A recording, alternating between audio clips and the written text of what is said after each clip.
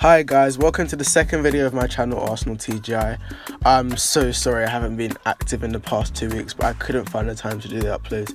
Please like this video, subscribe to this channel and share it with your friends, and tune in every Friday to hear about the latest transfer rumours, games news and inside news in the club.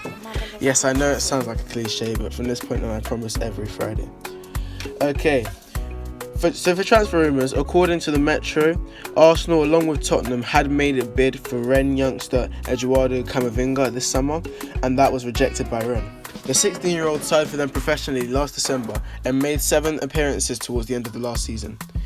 He is the first player born after January 2002 to start a game in Europe's top 5 leagues, and becomes the youngest player ever to record a Ligue 1 assist, as he helped Rennes to beat PSG 2-1. Arsenal, however, decided they are still interested in him and had scouts at the game. For transfers out of the club, the main one you've been thinking about is this guy, Mustafi. Emery had told him and the Egyptian midfielder Mustafi and Elneny to leave before the window shuts. Arsenal need money to complete their transfers and they're trying to offload deadweight. Mustafi has been linked with a move to France. Emery said this is for the best, but what is the problem? Well, Mustafi's been in the club for 3 seasons, excluding this current one, and his first season just so happened to be the season where Arsenal did not make the top 4 for the first time in 20 years. Since then, Arsenal have remained in Europa League and will be in it this season. Statistics show that the season that Mustafi joined, we conceded the most number of goals we had since 2012 for 5 years.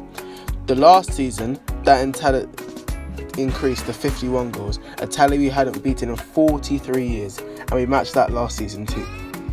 In fact, the season after he joined, we had 15 errors leading up to goals, our highest tally since the stat was recorded, and came close last season with 13.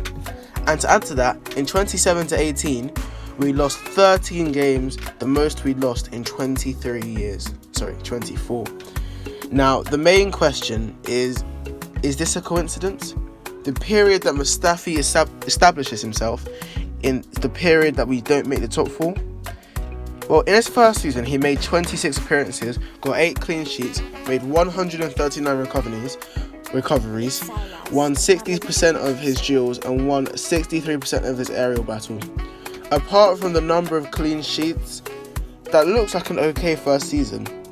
Add in that Arsenal conceded 68% of their goals whilst he was in the side that season, it doesn't look as good considering that he made 26 appearances. Well, let's take a look at the dreadful season of 2017-18, where Arsenal finished 6th, their worst position in 23 years, when we finished 12th in 1994-95. Now, of course, his stats were not that different, to be honest, making more recoveries and winning a similar percentage of his duels, and conceding the same number of goals, recording 1 more clean sheet and making 10 more tackles. So, it's not him to blame, or maybe so, but maybe the problem here is what he didn't do. He made less successful tackles, made 1 last man tackle, blocked 3 shots and made less interceptions.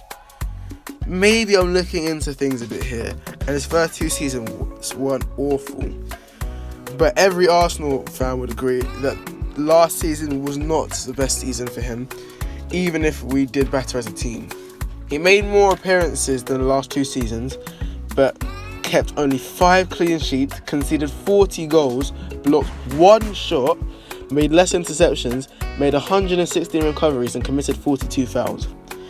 This resulted to him getting booed in several games, and people say he was at fault for the goal that Zaha scored in the 3-2 home defeat against Crystal Palace, which could have been our ticket to the top 4 and was one of only 2 home defeats all season.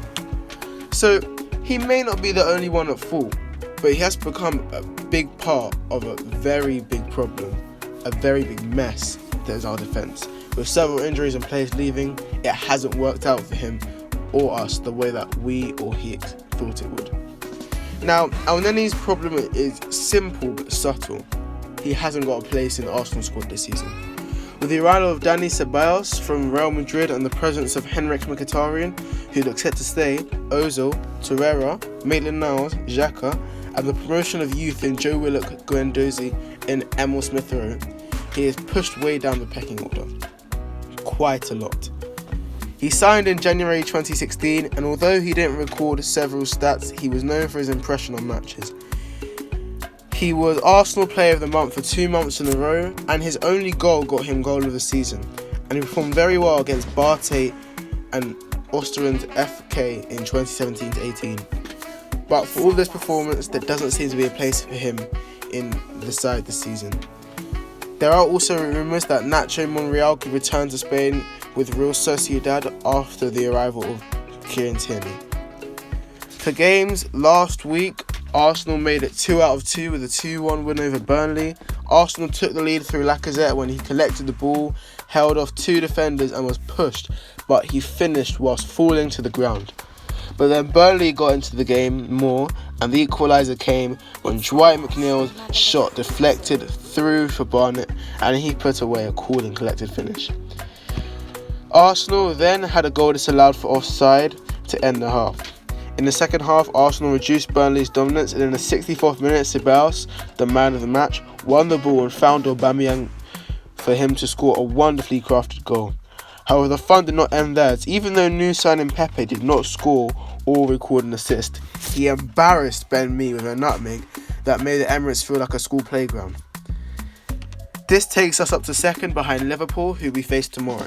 For team news, Granit Xhaka and Ozil and Kolasinac are back in full training from a bruising of the lower back and leg and a carjacking incident respectively, with the former to be assessed ahead of tomorrow. Rob Holding is still injured but in full training, while Emil Smith Rowe is looking to be in full training by the end of August, and Bellerin, Tierney and Mavropanos are all sidelined until at least October. For Liverpool, Keita is recovering from the muscle strain in the Super Cup against Chelsea, and Alisson is still sidelined after the calf issue against Norwich. Finally, for inside news, Arsenal have hinted that Pépé will start tomorrow. Our record signing from Lille played 15 minutes in our away win against Newcastle and for 45 minutes against Burnley, with Emery saying that he's ready to give him a few more minutes. That's it from me. Thanks for watching. Please like and subscribe and follow my Instagram at ArsenalTGI. I apologise for my inactivity and will try to be more active from here on in. Oh, and please support me on Instagram for a competition to take over Arsenal on Instagram by shouting me out on your stories or in post. Okay, thank you, and I'll see you next time.